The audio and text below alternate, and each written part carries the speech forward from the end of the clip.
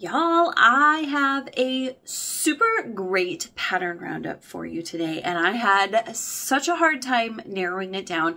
I wanted to share with you all the summer tees, but I decided I should maybe keep it at a number that would be a little more reasonable for you to actually be able to make. Hello, and welcome to Blah Blah Black Sheep, a weekly yarny podcast where I, Sarah Korth of SEK Handmade, talk all things yarny. Today I'm sharing with you my top 5 summer tee patterns. Last year I made my very first handmade summer tee and I fell absolutely in love. Now all I want to do is make the summer tees. I think that's part of the reason why I've had such a hard time narrowing it down. So whether you're someone who loves a good handmade tee or who has never made one yet, I hope you find some inspiration here today and you can pick out a pattern and hand make yourself something really special. The first pattern that I picked is the DeSoto Tee. It is by Shelley Fadley. It is a paid pattern and it uses sport weight yarn. The reason I fell in love with this tee is because I feel like it's really classic and wearable for lots of people. Some tees have a really open stitch pattern and people really enjoy that, but other people really don't care to wear something else underneath their already handmade top. Especially in the summertime, having to layer can be a little challenging. So the DeSoto Tee is a nice mixture of open stitches that will help keep the top light and airy, as well as giving really good coverage. While it's a very simple shape and construction that I think you'll find to be really relaxing, it does have some neck shaping so you don't have to worry about it being too close and uptight around your neck. The next pattern I want to share with you is very different. It is the Daisy Tee by Yay for Yarn Patterns, and it is available both paid and free. This tee has a more open stitch pattern, so you're definitely going to have to wear something underneath it, but I think it could be a really fun opportunity to wear it over a dress, maybe take something that's sleeveless and add a top layer to it so that you get a little sleeve, or it would be really great to put a fun bright colored tank top underneath so that you could see that color popping out in the spaces in the stitching. The Daisy Tee is worked bottom up and it's worked in 2 panels, a front panel and a back panel that are then seamed at the neck. There is not any shaping with this one, so it's going to be super beginner friendly since you don't have to do any sort of shaping. However, you may find that that sits a little tighter across your neck. You could leave the neck a little more open for some more space there. If you would really prefer a more open neckline though, a super simple solution to that would be to work a couple rows before you join at the shoulder, and that would just create, I mean, even just an inch of space there that would give you a more squared neckline that could keep that neck away from the front of your neck. Did I say neck enough? I do really love the look of this pattern though, and I think it would be a super cool, lightweight, really flattering pattern. I know that fingering weight yarn can be scary sometimes, but I really feel like summer patterns especially are just so comfortable when you use a nice lightweight yarn like that. Going in a totally different direction, my third suggestion is the Flirt Tee from Natalie of Detroit Knot. She just recently put this out, and when I saw a picture of it on her Instagram feed, I was like, yes, I must include this in my roundup. It is exactly what it says it is, just a fun flirty tee. I love the simplicity of the body of the tee, the nice V-neck, and that gorgeous ruffle on the sleeve. This pattern uses DK weight yarn, so if you are intimidated by a fingering weight or a sport weight, this might be a really great option for you. The pattern is worked from the top down and has shaping both at the neck and the armholes for a really nice, more fitted shape. This is a paid pattern, and I'll be sure to put a link to all of these patterns in the show notes below so that you can find them super easily. The next pattern is one that caught my eye. The designer teased this pattern for a little while, and she was killing me. I was going back every day being like, is it published yet? I think I'm definitely going to be making this one. It is the Flow Tee by Linda Suja. It is a paid pattern, and it is also worked up in DK weight yarn. I found some yarn in my stash and I'm really excited to get started.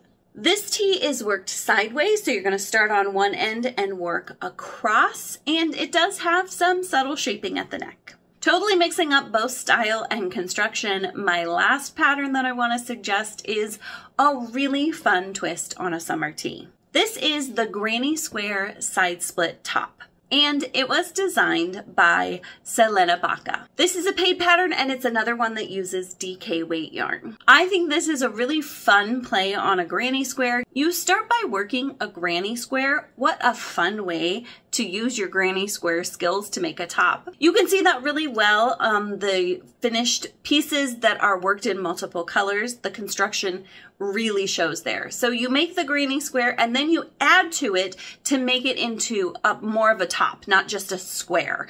So it looks like you're adding to the bottom and maybe the top of the tee, and then of course a little sleeve. Personally, I prefer the solid examples. I think they have just such a classic, really beautiful look.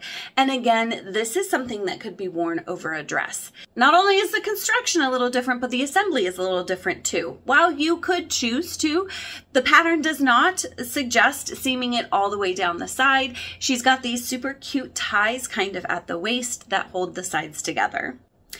What a fun, breezy summer top. You could even, hear me out, you could even make it a much, much longer and it could be a swimsuit cover-up. How great would that be? Just make sure you have plenty of yarn because she has not, she's not figured for that in the yarn quantities she suggests. So there you have it, 5 amazing tees that you can make this summer. I'm definitely making at least one of them, but hold up, don't go. I have 2 bonus tees that I want to talk to you about a little bit. The first one is the Queen of the Night tee. Okay, here's the deal. If you've been with me from the beginning, or not even the beginning, from last year, I asked you all to pick from a couple patterns what I should make, and you guys picked the Queen of the Night top. This is a really gorgeous top. This one is my favorite. I think if I were to make it, this is the one I would emulate. But here's the deal. I downloaded the pattern and I'm feeling very overwhelmed by it. It's a really unique construction and I'm really on the fence about if I dive into this one, is it all gonna like kind of click as I'm making it, or is it just gonna be challenging and really confusing? Honestly, after doing my mandala, which was a fun challenge and not as hard as I thought it would be, I kind of just want to make something that's going to be easy and really modifiable. I don't know that modifiable is a word, but you know what I mean.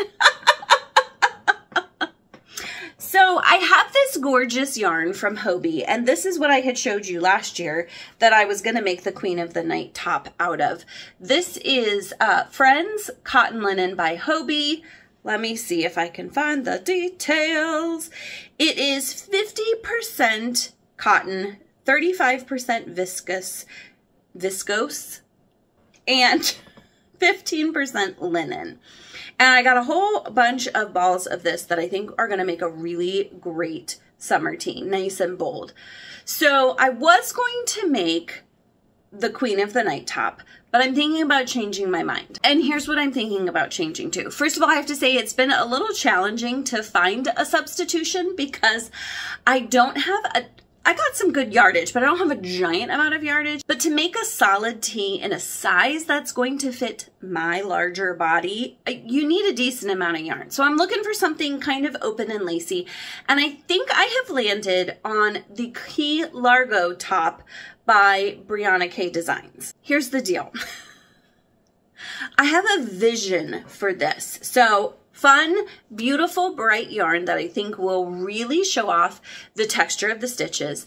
The pattern is worked in squares and rectangles. So the top is square, the sleeves are rectangles that you add on. But here's what I'm thinking. It has a really gorgeous stitch pattern that I absolutely love. Looking at several of the projects on Ravelry, I have found a person that I think is more my size and is really styling it in a super cute way. And I'm really feeling this. I feel like it's going to be an easy make. I have some modifications that I'm thinking about making. I'll probably make it cropped because I mostly like to wear this over a dress. And then I'm thinking I'm going to leave the sleeves off and just add a simple sleeve to keep it short sleeved. I don't think I want something that comes lower like is shown in the pattern. Because there's no neck shaping and I don't like to have things, especially in the summer, super close up to my neck, I do think I would add a little shaping in the shoulder seam. I've done it before on a tee that I just like made up myself and didn't write the pattern for, and it worked out really well. So I think I would add something similar to this tee. So let me know in the comments below. Do you think I should try the Queen of the Night tee? Do you think I should just like relax a little bit and go with the Kia Largo tee?